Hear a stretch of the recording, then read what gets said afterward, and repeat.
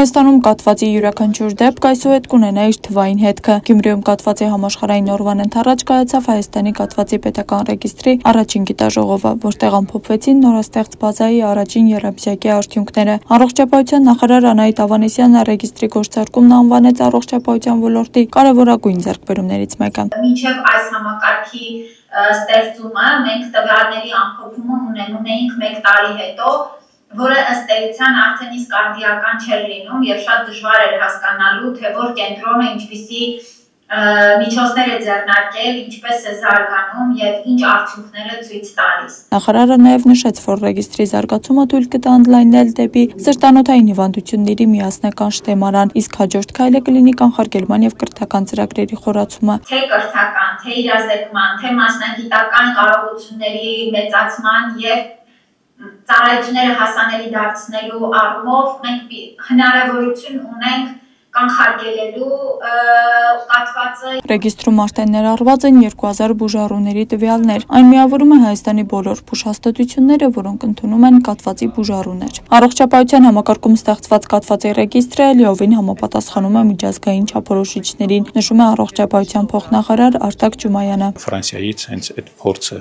նույնպես հաշվի առնելով մենք մի քիչ ավելի երկար, բայց ավելի որակով եւ լավ ռեգիստր ստացանք եւ իհարկե հաջորդիվ մեր ձեռքբերումը դա միանշանակ կանխարգելումն է։ Հիմնական գործողությունները ուղղված են սուր կաթվածի բուժման համար, որովհետեւ նախ դրանից է պետք սկսել, բայց անմիջապես դրանից հետո եւ դրա միջանկյալ քայլը հենց ռեգիստրի ստեղծումն է, մենք պետք է գերագույն ուշադրություն դարձնենք կաթվածի ռեֆերենտների միջոցով կաթվածի կանխարգելման եւ առաջնային եւ երկրորդային նաեւ կանխարգելման համար։ Մենք պետք է ունենանք բոլոր տվյալները,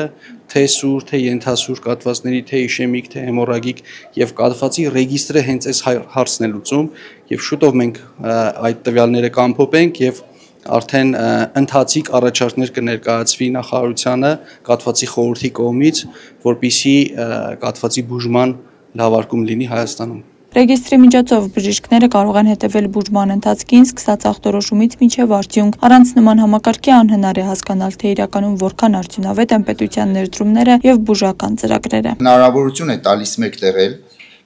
գիտական եւ պրակտիկ փորձը, քննարկել արդյունքներ, ձևավորել միասնական մոտեցումներ եւ մշակել ռազմավարություններ, որոնք կօգնեն մեզ արդյունավետ պայքարել կաթվածի հետևանքների հետ։ Կաթվածի ռեգիստրի պատասխանատուների խոսքով ռեգիստրի ստեղծումը համարժեք է ջերմաչափ ունենալու բժշկության մեջ։ Այն ժամանակ մենք էլի փորձում էինք ջերմաչափի պատորբե անել, այսինքն մենք խնդրում էինք այդ կենտրոններին, ասում էինք էս ձեր տվյալները տվեք մեզ,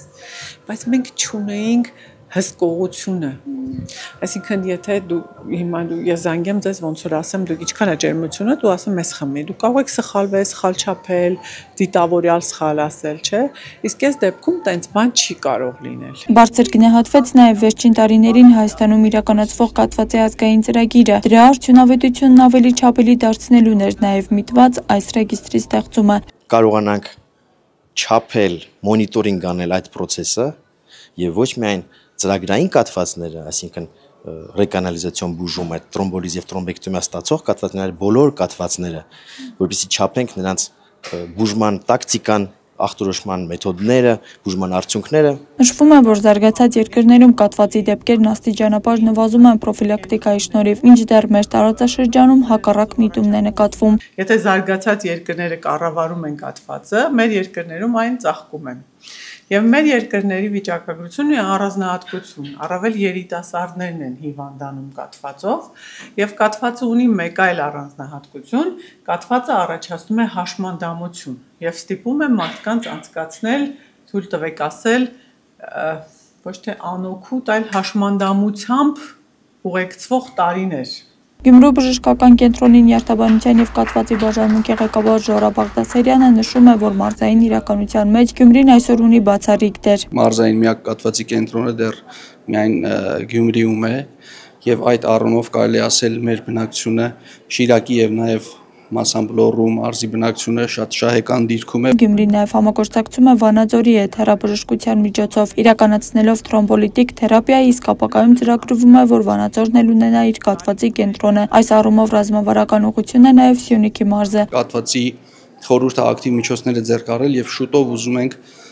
ունենանք կաթվածի կենտրոն նաեւ Հայաստանի հարավում Սյունիքում Գորիսի հայ-ֆրանսիական կենտրոնում։ Գիտաժողովը մեկ տեղում համախմբել էր Հայաստանի տարբեր մարզերից կաթվածի ռեֆերենտ բժիշկների, միավորելով գիտելիքն ու փորձը մեկ նպատակի շուրջ կաթվածի կանխարգելում, ժամանակի նախտորոշում եւ բուժման որակի բարձրացում։ Աստղիկ Խաչատրյան, Խանովանեսյան, այսօր։